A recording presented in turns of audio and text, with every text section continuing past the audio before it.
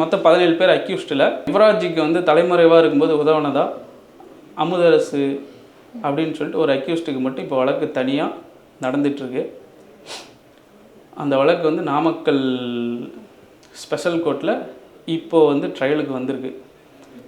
இதில் வந்து நாங்கள் இப்போ வந்து அந்த வழக்கு சம்மந்தமாக என்ன கோரிக்கை வைக்கணும் அப்படின்னு சொல்லிட்டு நினைக்கிறோன்னா, ஆல்ரெடி வந்து மெயின் அக்யூஸ்டுக்கு எல்லாமே தண்டனை கொடுத்து முடித்தாச்சு. அவனுக்காக இந்த கோகுல்ராஜ் கொலை செஞ்சது, கடத்தப்பட்டது, இது சம்மந்தமாக விசாரித்து தண்டனை கொடுத்தாச்சு. அப்படி இருக்கும்போது இந்த A17 அதாவது இப்போ கடைசி அக்யூஸ்டாக இருக்கிற அந்த ஆப்ஸ்காண்டிங்கான அக்யூஸ்டுக்கு அவனோட பகுதியை மட்டும் விசாரித்து தண்டனை வழங்கணும். அதாவது மெயின் வழக்கு வந்து எந்த வகையிலையும் பாதிக்கப்படக்கூடாது அப்படிங்கிறதுக்காக சொல்லியிருக்கோம். அந்த யுவராஜ் வந்து ஆப்ஸ்காண்டிங்காக இருந்தப்போ அவனுக்கு பண உதவி, அவன் மீடியாவை தொடர்பு கொள்றதுக்காக உதவி செஞ்சது, இந்த மாதிரியான சார்ஜஸ்லாம் அவன் மேலே இருக்குது.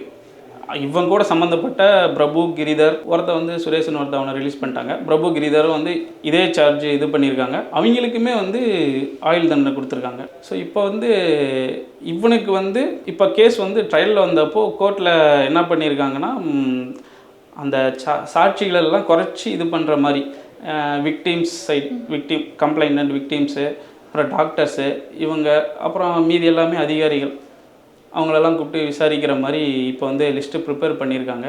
நாங்கள் என்ன சொல்கிறோன்னா, திரும்பவும் வந்து விக்டிம்ஸு டாக்டர்ஸ்லாம் கூப்பிட்டா இது வந்து கன்ஃபியூஷனாக தான். அவன் ஏற்கனவே எப்படியாச்சும் வந்து சூழ்ச்சி பண்ணி சதி செஞ்சு இதை கிளைக்கணும்னு சொல்லிட்டு அவங்க ரொம்ப வந்து அதிகாரம் சாதிங்கும் போதே ரொம்ப அதிகாரப்பட்சங்களாக தான் இருக்காங்க.